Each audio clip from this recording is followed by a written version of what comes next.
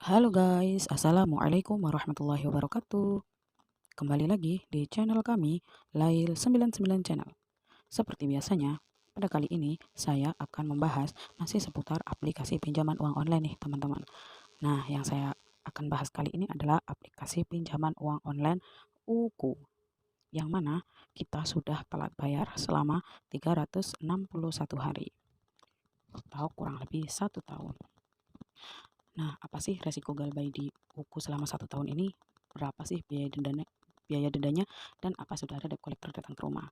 Nah, akan saya kupas tuntas di video ini. Jadi untuk kalian jangan di skip ya videonya. Oke, sebelum video ini dilanjutkan, untuk kalian yang belum subscribe, langsung klik tombol subscribe dong. Dan jangan lupa di like. Bantu channel ini biar bisa memberi informasi terupdate tentang aplikasi pinjaman uang online. Oke, terima kasih. Nah, aplikasi UKU sendiri sudah didownload oleh 5 juta penduduk, yang mana sudah banyak yang tahu dong tentang aplikasi ini. Yang pastinya teman-teman sudah tidak asing lagi dengan aplikasi ini. Yuk kita langsung masuk saja ke aplikasinya.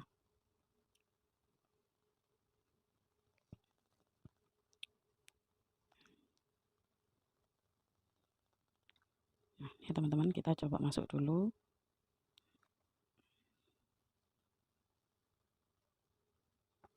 Kirim SMS.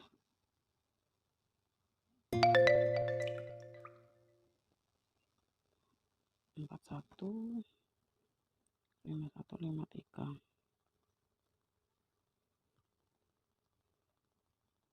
Nah, ini ya teman-teman, jumlah hari keterlambatan kita sudah mencapai ke 361 hari, kurang lebih 1 tahun. Nominal pelunasannya 2.900.000. Kita coba lihat ke pinjamannya teman. Nah, ini ya teman-teman, waktu pengajuan, terus jumlah pinjamannya hanya 1.450.000.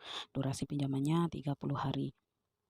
Nah, ini ya teman-teman, teman-teman bisa lihat sendiri, berarti untuk denda keterlambatannya itu sudah 100% dari pinjaman ya teman-teman. Jadi 1.450.000. Nah, ketika saya sudah telat ke 220 hari, itu saya juga kena denda 1.450.000, jadi 1 kali pinjaman. Jadi menurut peraturan OJK itu tidak boleh melebihi, bunga itu tidak boleh melebihi dari pinjaman. Jadi dia sudah sesuai anjuran OJK ya teman-teman. Jadi dari selesai dia sudah bunganya sudah 100% dari pinjaman, dia tidak melanjutkan atau tidak menambah bunga hariannya.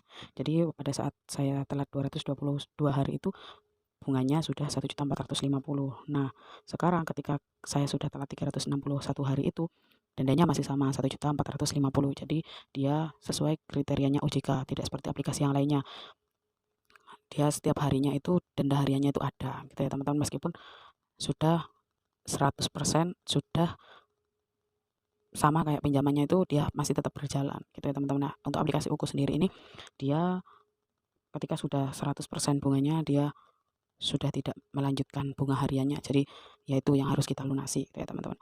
Terus saya akan sepil penagihan dari debt collector UKU. Nah, ini ya teman-teman, salah satunya. Jadi ini saya akan spill beberapa dari tagihan debt collector ya teman-teman. Nah, ini ya. Dari pagi, siang, sore, bahkan sebentar lagi sudah mau malam, Anda masih belum juga membayarkan tagihan Anda. Kenapa Anda tidak seperti waktu awal pengajuan yang kesit sekali tangan Anda mengetik dan tidak sampai 30 menit dan langsung cair ke rekening Anda? Apa Anda tidak bisa jelas balas seperti itu? Cepat dikasih minjam dan cepat mengembalikan. Kenapa harus mempersulit? Nah, sini, selamat siang. Tolong bantu sampaikan informasi ke nasabah kami. Beliau alamatnya masih sesuai KTP ya. Adakah hubungan keluarga sama beliau? Di sini tercantum sebagai kontak darurat nomor Anda. Nah, berarti ini dia WA ke nomor kondannya teman-teman. Sampaikan ke beliau ditunggu sampai jam 11, setengah 11 siang, karena data beliau sudah dipertanyakan kembali terkait data sesuai atau tidaknya saat pengajuan di aplikasi UKU. Tim kami akan melakukan pengecekan. Di sini, selamat pagi nasabah UKU. Bersama ini kami sampaikan hari ini kami akan lakukan perihal penagihan secara langsung kepada Anda karena sudah lalai dan tidak adanya etikat baik untuk membayarkan kewajiban Anda. Bersama pesan peringatan yang sudah kami kirimkan sebelumnya perihal penanganan penagihan, kami harap Anda ada di rumah atau kantor alamat yang Anda cantumkan. Kami harap Anda kooperatif, dimohon untuk hindari perdebatan, provokasi maupun benturan fisik apapun yang menimbulkan pertikaian antara Anda dan pihak lapangan kami. Terima kasih ya. Teman-teman, terus ini ada juga, tolong dong sampaikan ke yang bersangkutan dengan keterlambatan tertentu, perusahaan pun memiliki hak dan keputusan untuk melakukan pemblacklistan data di pusat data UKU pada nasabah yang terlihat tidak memiliki etikat baik dan akan memperdalam penagihan untuk tanggung jawab tersebut. Sini juga, selamat sore, hari ini tagihan Anda sudah bukan keterlambatan yang wajar, terlambat 5 hari, sudah beberapa hari kami sudah menghubungi Anda terus dan Anda tidak ada etikat baik. Sudah kami beri saran yaitu perpanjangan atau cicilan sesuai dengan jam yang tertera di aplikasi.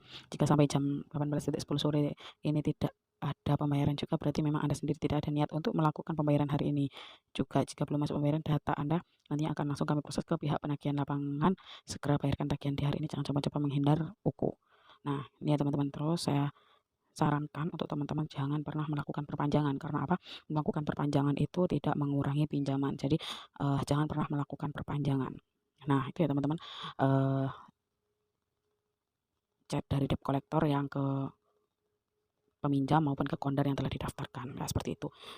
Saya rasa kalau UKU ini agak sedikit tenang ya teman-teman, nggak seperti aplikasi-aplikasi yang lainnya, padahal dia sudah terdaftar di OJK, tapi banyak banget aplikasi-aplikasi yang legal itu kalau penagihannya itu sangat barbar, semua bahasa binatang itu dikeluarkan semua, tapi tidak dengan UKU. Kalau UKU ini masih tahap baik ya teman-teman, jadi masih tahap tidak terlalu mengolok-olok nasabahnya gitu ya. Nah, selanjutnya pasti dari teman-teman semua ada yang tanya, Kak, terlambat selama 1 tahun ini, apa ada debt collector sudah datang ke rumah Kak? Gitu ya teman-teman, pasti dari teman-teman semua banyak yang tanya seperti itu. Nah, saya langsung saja ya teman-teman, untuk debt collector sendiri selama saya terlambat kurang lebih 1 tahun ini aman ya teman-teman, belum ada tim lapangan yang datang ke rumah. Karena UKU sendiri ini benar dia sudah terdaftar di OJK, namun dia masih belum ada tim lapangannya. Dan untuk SLIK dia juga tidak masuk ke dalam SLIK ya teman-teman. Jadi keterlambatan saya yang kurang lebih 1 tahun ini, kemarin saya coba untuk top up ke BRI itu masih bisa dan UKU tidak kelihatan teman-teman, jadi tidak masuk ke SLIK. Terus yang kedua, apakah dia neror ke kondar atau keluar kondar Kak gitu ya.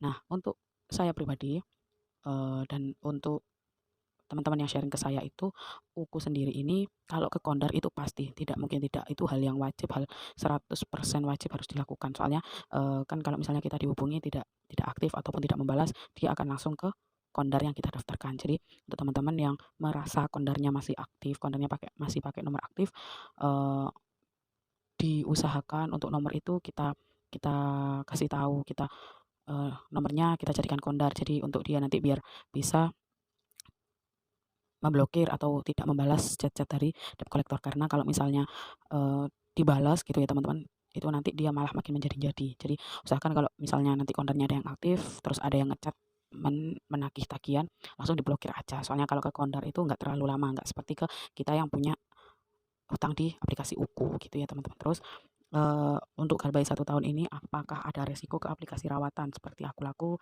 Kredivo, Kredit Pintar, terus Shopee gitu ya teman-teman. Kalau saya pribadi, dibekukan limit itu hanya 1 bulan pertama, terus untuk bulan berikutnya itu sudah bisa meminjam lagi. Jadi itu hanya bulan pertama aja untuk limit yang dibekukan gitu ya teman-teman. Jadi aman, karena UKU sendiri ini masih belum ada tim lapangnya, tidak masuk SLIK, tapi teman-teman harus